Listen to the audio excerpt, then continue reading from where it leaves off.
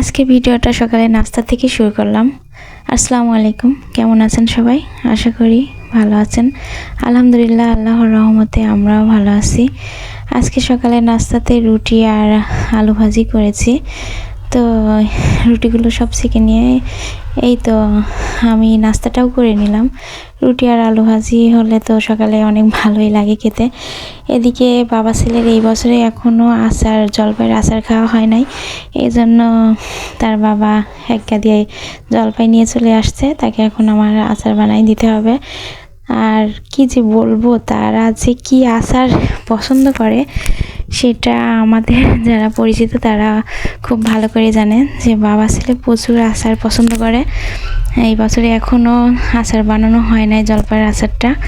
এই জন্যই সে জলপাই নিয়ে চলে আসছে যে আমাকে আচার বানাই দাও, আচার বানাতে হবে। যাই হোক, বানাতে তো হবেই। তো এখানে দুপুরের রান্নায় আজকে আমি পালং শাক আর কালার ডাল দিয়ে ঘন্ট করব। আর এদিকে আমি ছোটো মাছের তরকারি রান্না করব, মানে মায়া মাছ।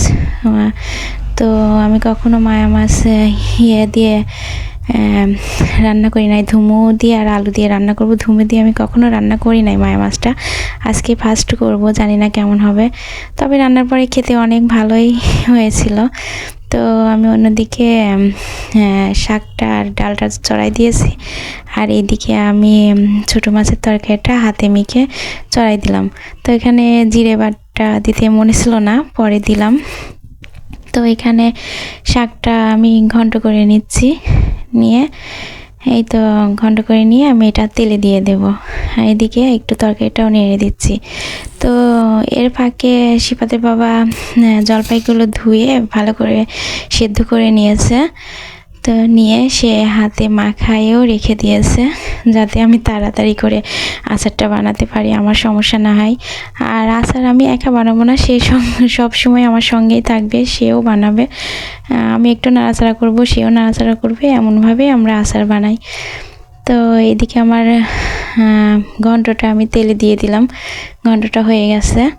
তো নামাই নিলাম, নিয়ে এখন এই তো আমার ছোটো মাছের তরকারিটাও হয়ে গেছে। হওয়ার পরে আমি করব, আচারটাও দিয়ে দেব, আচারটা বসাই দেব।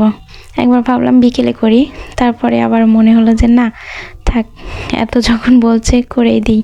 তো এখানে ঝটফট করে আমি সব রকম যা যা লাগে আচারে আর কি, সেগুলোই দিচ্ছিলাম।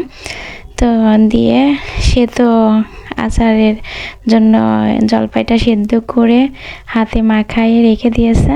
তো আচার তো করতে অনেক সময় লাগে, এই জন্য অত ভিডিও নিই নাই, আমরা দুজন মিলেই আচারটা করেছি। তো এখানে আমি আচারের জন্য কিছু ভাজনা করে রেখেছিলাম, আচারে যে এই ভাজনাটা দেয় সেটাই দিয়ে দিলাম। তো আচারটা হয়ে গেছে। এদিকে আমি সন্ধ্যায় নাস্তার জন্য একটু লুডুস করে নিলাম।